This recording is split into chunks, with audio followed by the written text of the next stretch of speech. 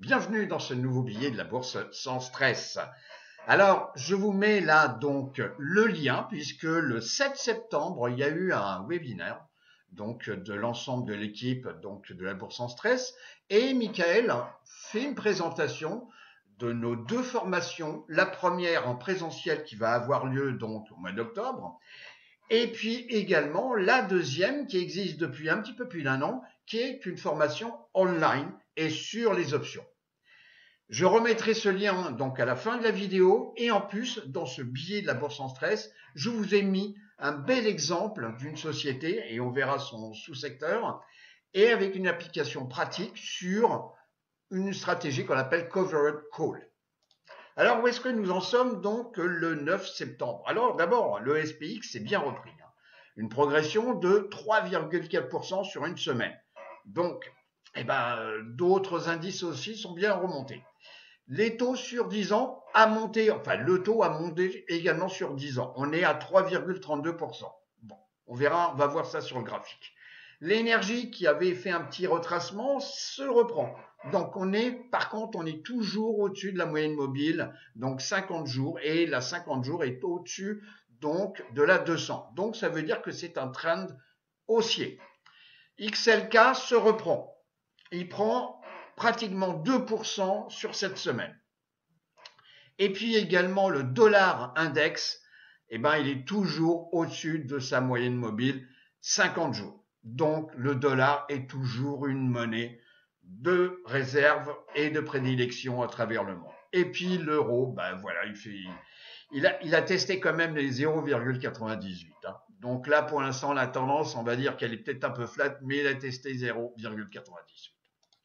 Alors, également quelques news. Donc, cette semaine, on a eu donc jeudi donc une remontée donc des taux de la Banque européenne, la BCE. On a également donc cette information concernant Tesla, où effectivement on a encore un potentiel donc dans la voiture électrique, entre autres sur Tesla. Bon, ça concerne aussi NIO, où après une belle baisse, puisque vous voyez NIO a baissé de 43%, Tesla 25%, mais c'est quand même des belles baisses. Bon, quoi qu'il en soit, la voiture électrique a quand même du potentiel. C'est pas la seule et unique solution, mais elle a quand même du potentiel vers le nord. Et puis également donc une société qui a eu le vent en poupe pendant, entre autres, le premier confinement, donc qui était la société Zoom, donc qui permet de faire de la vidéoconférence active, on peut être plusieurs, etc., etc. Bon, moi je l'utilise quand même pas mal. Donc elle a bien baissé. Alors, est-ce que ça peut être une opportunité dans un proche avenir? Parce que on voit comme quoi en Chine, ils reconfinent quand même pas mal de nouveau. Et il faut se souvenir quand même que la Chine avait été un des premiers pays à confiner. Et après, donc, ça a été l'Europe, les États-Unis, etc. Donc, au mois de mars, donc, je vous rappelle, 2020. Alors, l'expérience doit toujours servir. Donc, moi, je garde un œil sur la société Zoom. Là aussi, donc, un indice. Donc, c'est S5FI. Donc, c'est le pourcentage de sociétés qui constituent le SP500 et qui est au-dessus de la moyenne mobile, 50 jours. Donc, de leur moyenne mobile. Donc là, on arrive à 63%. On a retracé ici, bon, vous voyez, on était à une valeur relativement haute. On a retracé avec ce qui s'est passé donc depuis le mois d'août. Et puis là, on est remonté et on est au-dessus de la moyenne mobile ici sur le graphique, 50 jours et qui croise à la hausse là 200 et qui est un peu flat. On en parlait juste donc il y a très peu de secondes. Donc le taux à 10 ans. Et vous voyez comme quoi on a retracé, on est revenu tester ici, on a testé une zone où il y avait eu un gap haussier ici, on l'a comblé et on est reparti donc vers le nord. Et on va certainement tester ici le plus haut. Donc pour l'instant, vous voyez, on est à 3,32%. Et puis, le pétrole, vous voyez, il a bien monté et il a retracé. Et donc ici, c'est un graphique en weekly, voilà, et on on a testé la 50 semaines. Et ici, donc, on est à 86,79. Il faut, bon, pour l'instant, le trend est quand même haussier, ça se voit. On a eu un retracement. Est-ce que la nouvelle direction, ça va être le nord? Statistiquement, je pense que oui. Et puis, également, donc, où est-ce que nous en sommes le 9 septembre sur la saisonnalité? Sur la saisonnalité entre 2009 et ici 2021, on a 54% des fois où au mois donc de septembre, on finit plus haut qu'on avait commencé le mois. C'est exactement la même valeur pour le mois d'août. Et le mois d'août, on va voir comme quoi, on le voit juste après, normalement, on doit finir plus haut. Et puis, il faut garder ça pour la fin d'année, c'est la petite cerise sur le gâteau. On a 62% des fois où au mois d'octobre, on finit bien plus haut qu'on avait commencé, et à la fin d'année, c'est 77%. Mon graphique, donc du SPX en mensuel. Donc chaque bougie, c'est un mois de cotation. Ici, les bandes de Bollinger, et puis ma moyenne mobile, ici, 17 mois.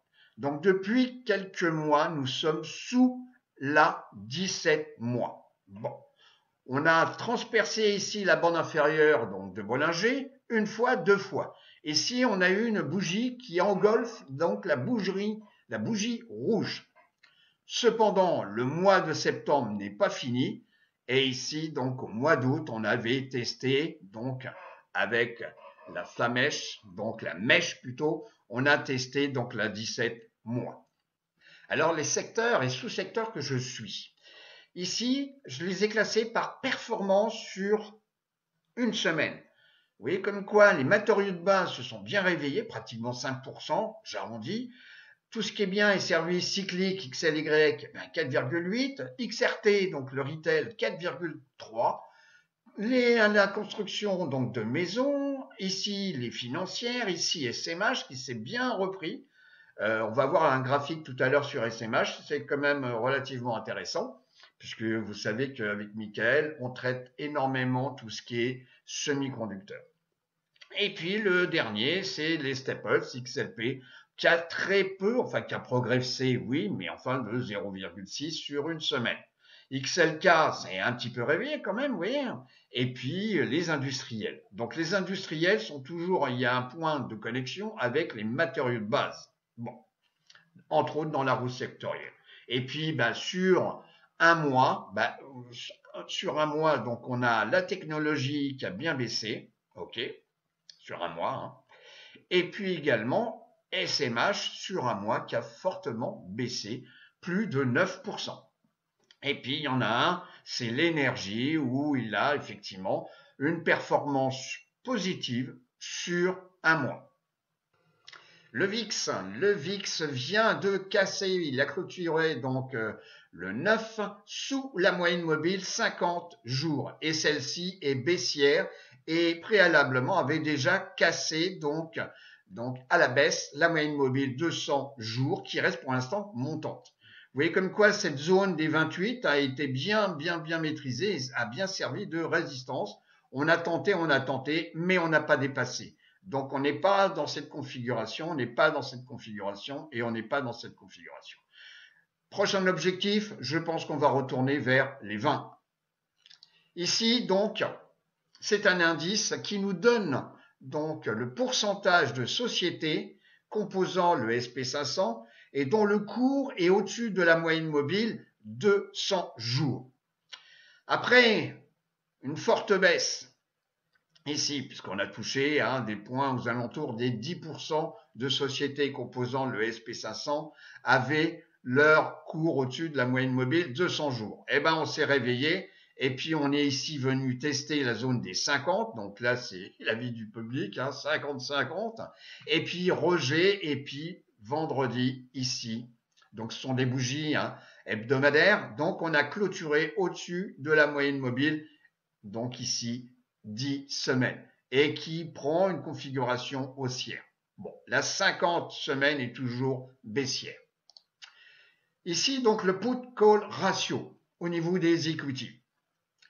Après, ici, une forte peur où on a eu un achat de put, donc protection de portefeuille, au détriment des achats de call, où on achète l'espoir.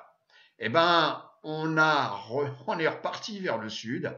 Ici, donc, durant cette semaine, on a cassé ici la moyenne mobile 50 et ici la moyenne mobile 200 jours. Et ici, on vient retester une zone relativement importante et on va voir effectivement, donc ça veut dire qu'on achète plus maintenant de call que de put.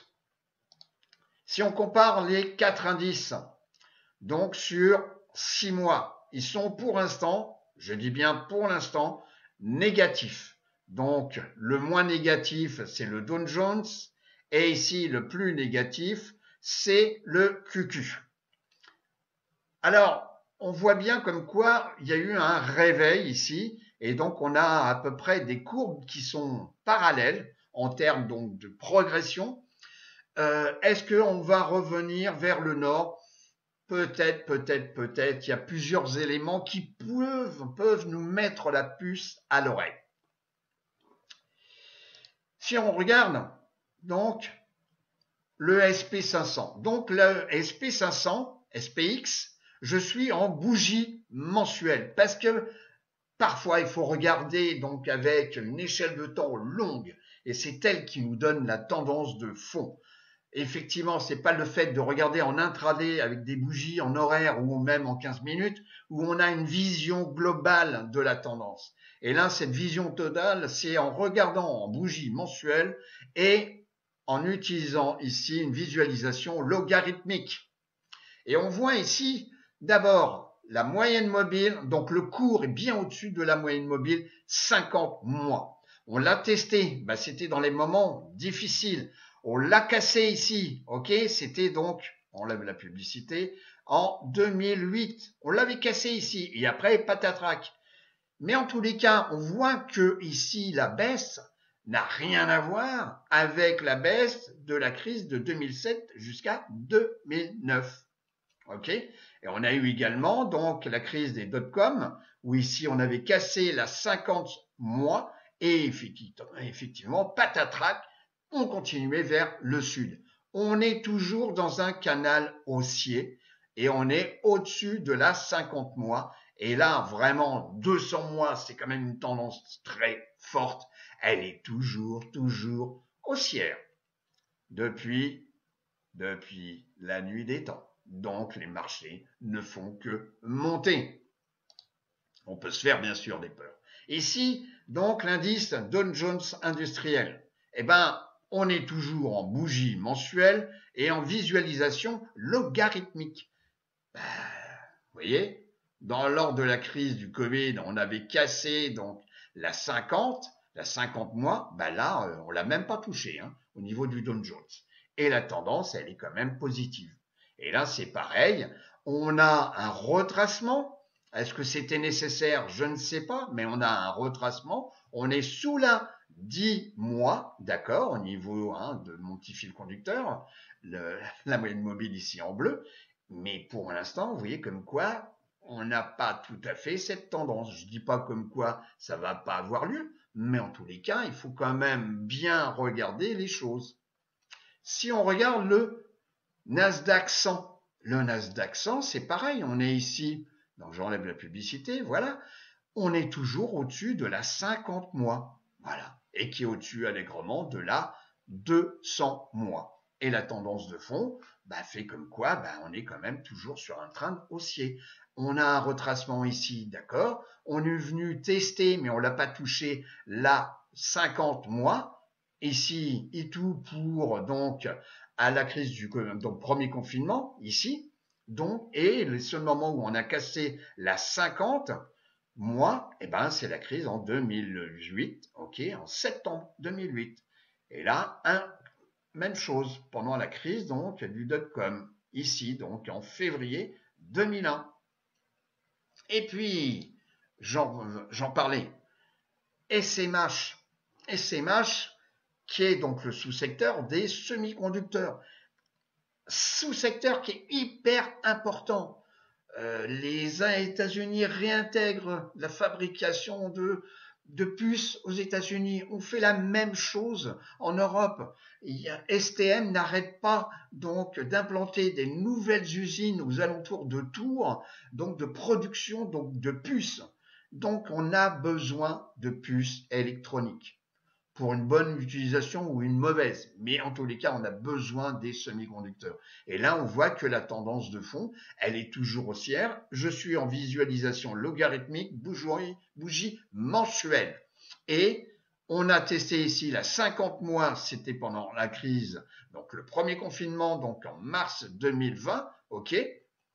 On l'avait cassé, ouais, ici, donc on va enlever la publicité, voilà. On l'avait cassé ici donc en octobre 2007 et puis patatrac.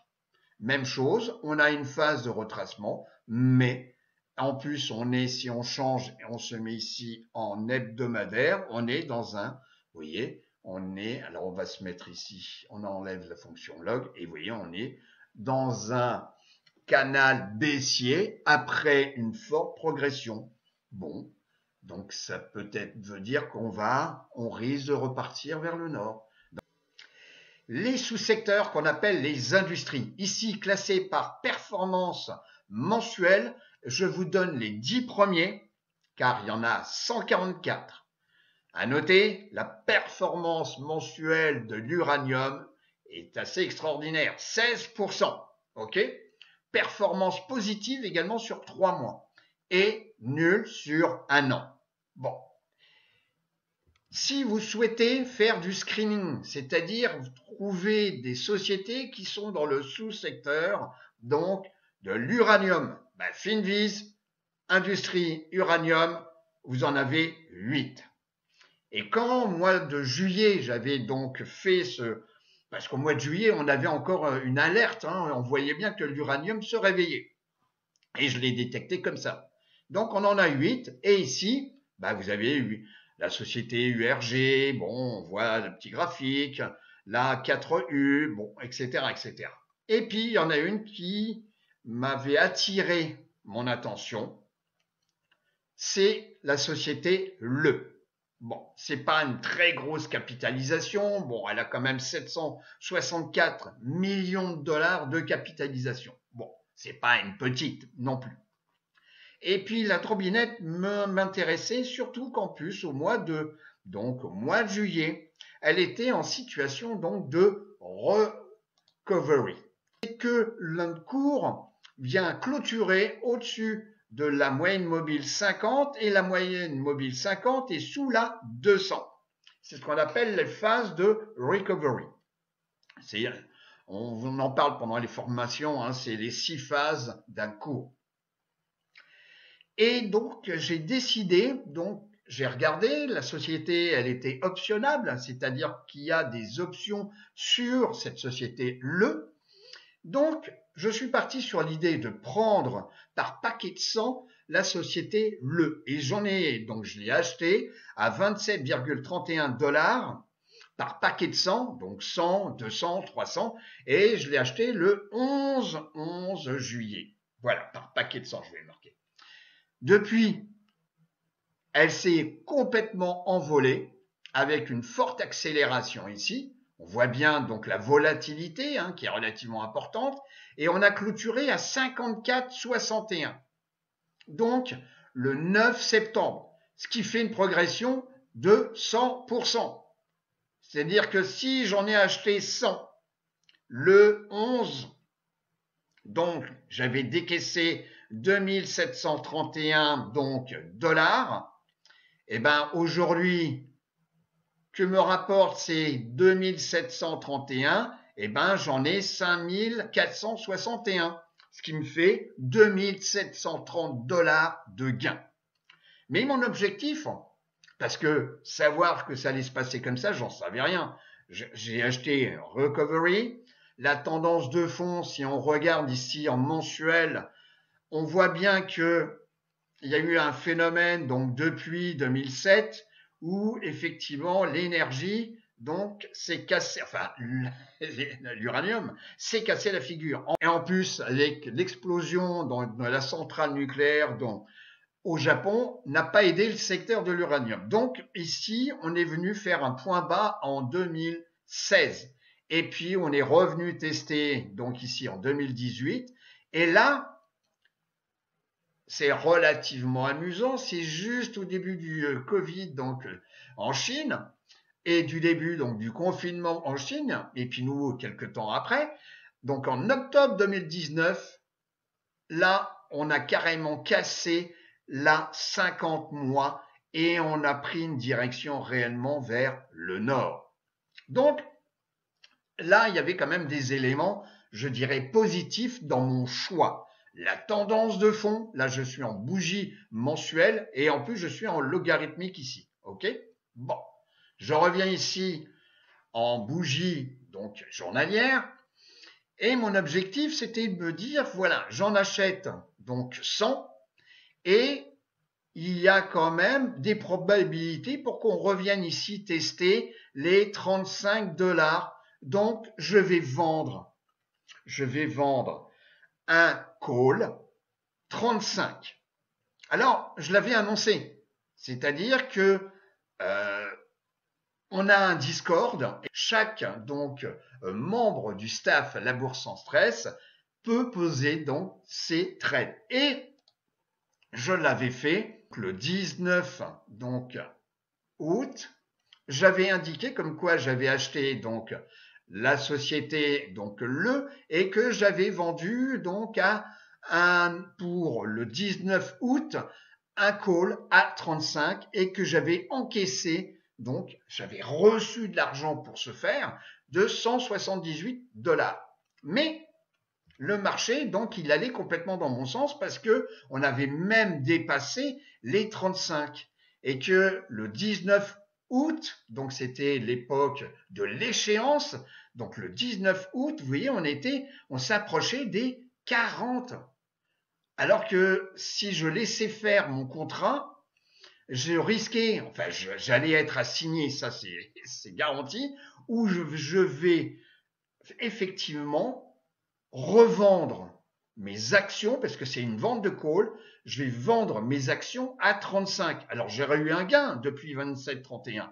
Mais, alors j'ai décidé, je reviens ici sur le document, donc de racheter, et on le voit mieux ici, de racheter ma position. Donc là, j'ai décaissé 320 $ pour racheter mon contrat call 35, échéance 18 août, parce que en décaissant là moins ça, et ben en tous les cas, j'étais quand même, donc j'avais un décaissement, faisait que j'avais moins gagné, mais la différence entre 35 $ et le cours qui, le 19, était pratiquement à 40 $ fait comme quoi le différentiel sur le gain de l'action était plus important que ma perte sur les options.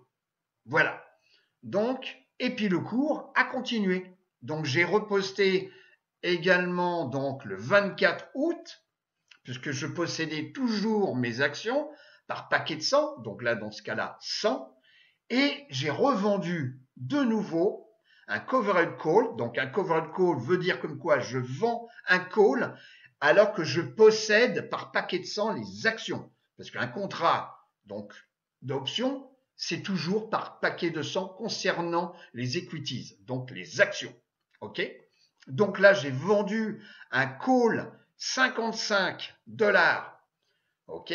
Donc ça veut dire que j'ai la capacité de les revendre à 55 $ si je suis exercé. Et pour l'échéance de 21 octobre. Et là, j'ai encaissé de nouveau 205 $ parce que c'est pour un stock. Vous multipliez par 100, donc j'ai touché 205. Donc 205 moins ma perte donc de 320 plus le premier gain de 178 me fait comme quoi sur les options aujourd'hui, je gagne 63 $. Et puis là, j'indique l'open interest, ça c'est hyper important, la valeur du état, mais ceux qui vont faire la formation option ou qui ont suivi la formation option donc en online connaissent ça parfaitement. OK? Donc voilà pour revenir donc sur cette position le. On revoit un petit peu le graphique. Voilà. Donc là, je vais me poser la même question puisqu'on arrive à 55 $. Donc ça a été bien plus vite. Donc j'avais pris l'échéance du mois d'octobre.